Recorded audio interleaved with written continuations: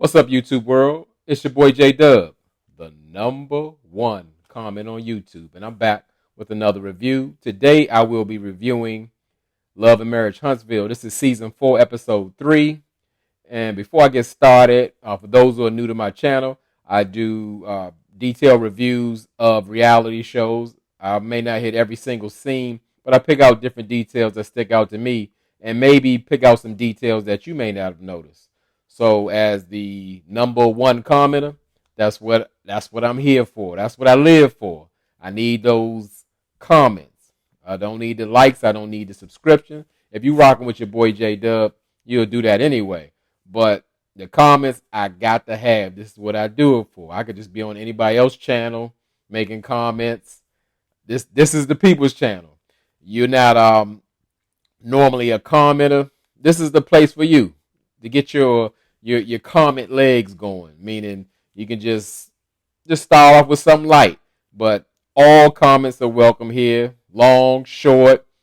You want to make 50 of them. You want to make 2 of them. It's all welcome here. The only thing I ask is that we keep it respectful between each other. Other than that, the motto of this channel is say what you say. You want to talk about Martell's ears or his tight clothes, or you want to talk about Martell's mama, like look like she be drinking all day. Whatever you want to say it. That's what it's about. So, this review is coming out a little late, as the Dub fam knows that I've been on the real estate journey, and it's been kicking my butt. So, but one of the Dub fam mentioned like, "Hey, you still doing Married at Love and Marriage Huntsville?" And I was like, "Yeah, I did. I just didn't feel like the people really wanted to hear it because I didn't get the response that I thought I would. But when somebody, just one person, say, 'Hey, I want to hear it,' I'm the man. I'm a man of the people. So the people want it. I'm here, and I'm gonna make time for it. But it's a little late. So let's go ahead and get into the review. So it starts off with Maurice. He's arriving at Black, and he wants to have a sit down with Marceau about the post Marceau, implicated him in as a lie because he said he never witnessed Martell and his mistress no interactions when he actually was around them. And Maurice really came to Marceau because he wants an apology, but he ain't gonna get it. We know narcissistic Marceau ain't apologizing. But guess what? In this case, I can't blame him. I wouldn't have, as a brother, I would not have posted something that would probably expose my brother or make him, have him discredited anyway. But Maurice lied, and that's what Marceau pretty much told Maurice, like, hey, you kind of lied, and you should have answered the question truthfully. So what does he expect? But I guess Maurice don't see it that way. So while they talking, Martell arrives, and he's letting the guys know that him and his kids have a book signing. So apparently Martell has created a book with his 2 oldest children, and they bring up the post that Marceau put out, and immediately Martell apologized, and Maurice was like, whoa, I mean, I can't believe just right off the bat we talking and you apologize for just, I guess, chiming in or joking along with it. And I guess Maurice wanting Marceau to do the same thing, but like I said, they're not even close. And Martell actually brings up the subject of Tiffany and Lewis. He feels like Marceau is bullying. I hate the term bullying when using it, with adults, but that's just a pet peeve of mine. But Marceau is, you can tell he's like really bothered by it. He's just amped up and annoyed that Martell is like really going to bat for Lewis and Tiffany. And also Marceau is really feeling like disrespected because he's saying Lewis doesn't really have the right to speak on his marriage, and pretty much he doesn't have any legs to stand on. He's married for a year, and he's trying to talk about his marriage, and frankly that Lewis doesn't know him to even speak on his marriage. So this episode to me was full of like surprises. Martell like instantly turned into the I would call it the advice guru. He pretty much said, like, when you're interacting with people, if they, I guess, offend you and you have an issue with them about boundaries, you're supposed to speak to them about your boundaries and set them because they don't know you. And Maurice was like, yeah, that's fair. I was shaking my head too. Like, I'm like, this coming from Martell, he being level headed. I mean, I like to see it, and it was different. And at this point, they just Martell just wants Marceau to kind of like sit down and have a conversation with Lewis and kind of iron it out. And he pretty much agrees to it. And also, Martell was trying to get like Maurice and Marceau to come to the book signing, but they pretty much said they booked up, and I guess they're gonna be on his own. But we'll see what comes from this peaceful meeting. So we go to the opposition, which is Tiffany and Lewis.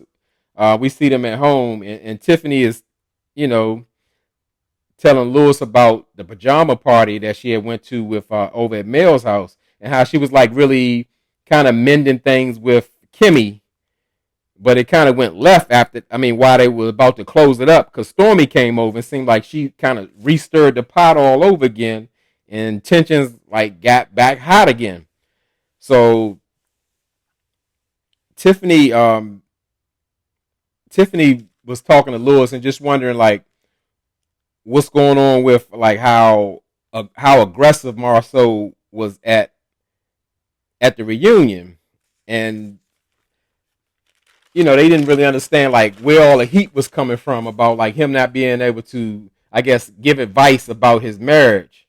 And Tiffany mentioned that her and Lewis have known Marceau from a long time from a company he used to work for called Monaco.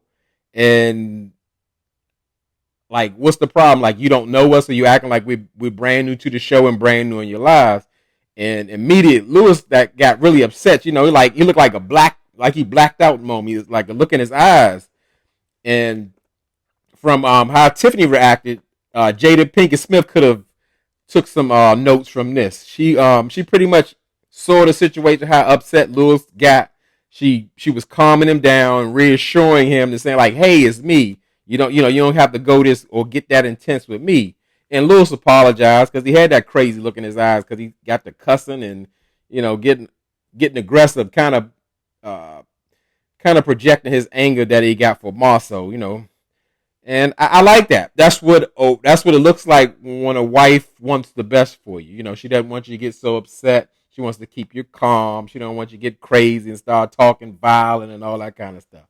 So I thought that was a slightly good scene. Even though I'm not ever here for Tiffany and Lewis at all. I thought I'd never see him again after last season, but I guess they ain't have nobody to fill the spot. So we go to Melody's house, and she's with her daughter, and they're having like a little wonderful moment going on. Her daughter Mariah, they're doing like a photo video shoot and like reciting different acting lines, and I just, like I said, I really liked the moment in a sense that Melody was showing Mariah, giving her the ability to work the cameras and do the lines and all that, and being in that, giving a child like that type of exposure in a professional environment, even though they were at home, that goes really far with children. Children are like at their most open to learn, and they can just latch on to like anything. If you show them at a very young age how to do professional things, they will excel into adulthood. Like, look at like Tiger Woods or Lil Wayne. When you let them get started young, most of the time, if they stay dedicated, good things are going to happen. And also, Melody was trying to teach Mariah that pretty much like when you have a good work ethic, great things will happen. And also let her know that the reason that she works so much is to make a better life for them and make sure that she's independent. And just teaching her like independence in the sense that she has to rely on herself, and her work ethic will get her through that. And I get that, because I think you should teach all kids that, because they need to be self sufficient and really focus on themselves and follow their dreams. So I thought that was like a really proud moment for Mel. You know, she was being a good example for her daughter. And we also learned that Mariah has a goal to be a tennis star. She wants to play better than Venus and Serena, and I think that's a great idea. Melody, like, yeah, we're gonna get you in tennis lessons and just take it from there. And that, like I said, that type of setting gives kids confidence to want to strive and just be their best. So I really like to see stuff like that. You know, so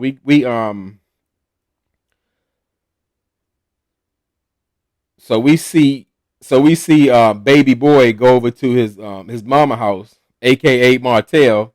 He has a new red wine line out, and you know his mama just proud of anything he do. She be like, "Oh baby, you walking? You doing so well. You the best." She love her baby boy, and I didn't really hear the title of the wine, but his mother said she named it. He named it after his grandmother and how proud she was of him. And before I go any further, because I think I've seen this in the last episode, because I didn't do a review in the last episode. But hey, did anybody notice? Well, I know you noticed, but I need to put it out there because y'all know how detailed I am. Martell in his confessionals got this like this hybrid mix blazer. It's like fitted. It got tweed. It got burlap on it. It got leather. I mean, it looked crazy, and that made me think like this boy didn't went down. He actually do need Mel back because she dressed him much better, even though his suits are always way too tight. But it was a crazy look. I don't know who dressing him now. It looked crazy.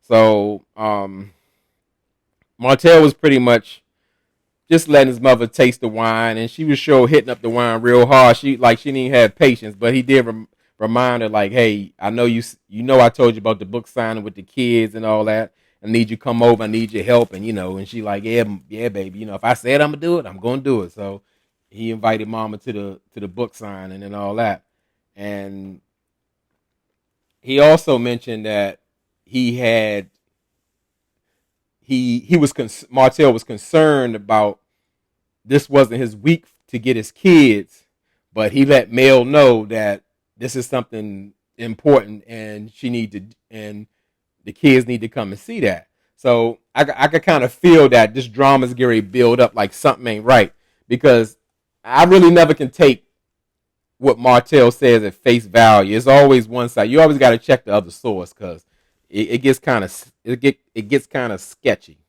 So the next scene, we see something that we rarely ever see ever.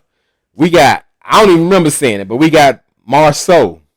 He actually spending time with his family, and that's amazing. You know, he treat his family like the plague. He go the other way wherever they are. He ain't. I guess he stay out all day and all night till he have to come home. So just something, you know, because we go into I'm in the details. I think it's absolutely ridiculous. Marceau has his family in that what do they call it? The investment property. They've been in there like for 3 years when they're supposed to be building a house that ain't even close to being built. And not only that, you know, let's keep it real. Marceau got a car that costs more than the house they living in. You know, I talk about stuff like that on put a ring on it and all that. You know, that kind of stuff bothers me. It doesn't match up. And like I said, it's 5 people. By the time they get their house built, them kids be off to college, you know, somewhere. So I mean, what's the point? What's the point in building a big old estate if you're gonna be empty nesters or whatever? Because they don't have like little, you know, small kids or whatever. So, but just something I had to say. But we also learned that it's a new revelation going on. It's something happening. Now all of a sudden they're taking a family trip to Africa. And I could believe it. Because, you know, Tisha felt the way that Marceau took his pilgrimage to Africa alone without telling her, or, you know, it was impromptu and didn't even invite her. So now everybody, they planning a family trip to Africa. How sweet, how convenient or whatever. And you know, it just comes off so phony. So while So while Tisha's talking to Marceau, he's telling her pretty much like he plans to like try to squash the beef with Lewis. They'll sit down and have a conversation. And when Tisha's talking, you can watch like her mannerisms. Like she can really bring up something that's bothering her, but she acts like it's all good. It's just calm, and she just happened to bring up the conversation about the alleged secret apartment that Marceau and Martel had with the 20 women's in it. And you can see the insecurity like fall off her lips. And rightfully so. Like Marceau has taken her through the ringer and dealing with like he got a brainwash. She almost got to repeat things to almost believe him. Like, well, all these lies and these bullies on the internet and all that going on. And Marceau just continues to deflect. He won't give Tisha a straight answer. And then he'll start just going into some wild stories like, all my cars got my name on it now. If my car happened to be over at the secret apartment, somebody would have been caught it. Like, but he won't answer directly. And my opinion, I believe him and Marceau had some type of secret apartment where they bring their chicks or whatever, and they didn't want to pay the whole rent, so they split it. I really believe that, but we'll see. I guess Tisha will find out one way or another, but I don't. It's nothing in me that does not believe somebody has brought a receipt to Tisha about Marceau. I mean, it's on the internet and all that, but no matter what, she ain't gonna believe it because she don't want to see it. She don't want to face it because she know that means she have to do something about it. So it's okay. She just gotta just keep talking to herself and telling herself like everything's all right. Marceau's a great man. He would never do that. She doesn't deal with infidelity or outside children in her marriage. So if she good with it, I'm good with it. And the next thing we see something that we thought we'd never see ever. In after 42 months of marriage, Maurice and Kimmy, they're finally going on a vacation. And Kimmy brings up the situation like at the pajama party, and she's pretty much telling the same story Tiffany said. Like everything was going well with her and Tiffany kind of mending things, and then like uh, Stormy came over and it opened up like all the wounds. And when I see Marceau, I said Marceau. When I see Maurice talk to Kimmy, it just always looks like he wants to be always talking about something different to keep the heat off of him. For real, as I always say, I stand by this. Marceau and Maurice are one and the same. Maurice just comes off more like the nice guy, but it's really starting his Marceau, the Scott isms are really starting to come through. And at this point, Kimmy's almost just like Tisha because Kimmy's like really smart and can verbalize like the BS that Maurice is feeding her, but she don't do nothing about it. She leave it right there. And so we're going back to Martel, and there's a situation brewing is going on because Marcel Martel is at this point, he's really concerned that his kids aren't going to really be at the book signing. And Martel, according to Martel, he's saying Melody had well enough notice in advance because he can really start to feel the tension because people are starting to show up at the book signing, but they're looking for the kids. Nobody wants a kid's book with Martel as the author or the main person. And what the problem I had with that situation, just from the outside looking in, Martel's saying like he has contacted Melody, I guess, about the kids, and she's failed to reach out back to him. Now, I get that they've had such a rocky relationship throughout this whole process of getting a divorce and his, raw feelings and all of that, but I know it's tough with Martel, but that's a part of like co-parent. If you want to put the goal of raising healthy, happy kids first, because y'all don't have a relationship anymore as far as, husband and wife, you got to reach out to the other parent, even if it's Martell. And I just didn't like that. Like I said, to me, if Martell never showed up on the screen again, I would be fine with that. But I'm thinking like Melody could have at least responded, but it comes to find out Melody's packing up to go to a funeral because she's had a couple of deaths in her family, and she's taking the kids to a funeral. I'm like, couldn't she have made arrangements to get the kids there and still gone to the funeral? Maybe drop the two kids off, or whatever the case may be, even though it's not her weekend. Because I mean, y'all got a whole lot of weekends to get together, and I'm sure having set weekends is good for structure, but she could have made that exception. And I know some people feel like, I mean, different ways about like, oh, Martell messed it up, so he messed the whole marriage up, so he got to sit with it. Or why does Melody have to, I guess, make the adjustments for Martell when he knows what weekend it was on? I'm just thinking like, think about the kids. I'm certain that the kids would have really enjoyed being at a book signing for a book they've created and published. I know it. So, like I said, we got another first. I just really felt I really felt bad for Martell, and I never feel bad for Martell. I just he you can see he's genuinely hurt by like his kids not showing up, and he just feels like Melody did it on purpose or just to be spiteful or whatever. Because they like, where the kids, where the kids, where the kids, and pretty much Martell has to get like some other kids to kind of stand in to read the books. But Mel's side of it is pretty much saying like, hey, Martell in this situation pretty much gave her maybe 1 to 2 day notice. I don't know how she don't know 1 or 2, but okay.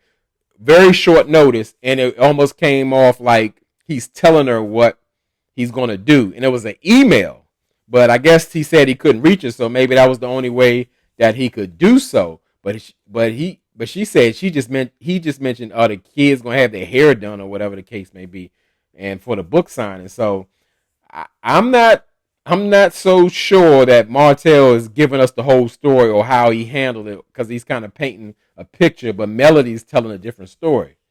So pretty much it went off like that, and that's only going to lead to more drama dealing with the kids. They got too long to be co-parent in this way, or I'm going to say the lack of co-parenting. So drop down in the comments, tell me what you thought. Who's wrong, who's right with Martell and Melody? Anything I missed, get down in those comments. And again, I appreciate y'all rocking with me. And I always tell y'all could be anywhere in this YouTube world, but you're here with me. I really appreciate it, and I really mean it.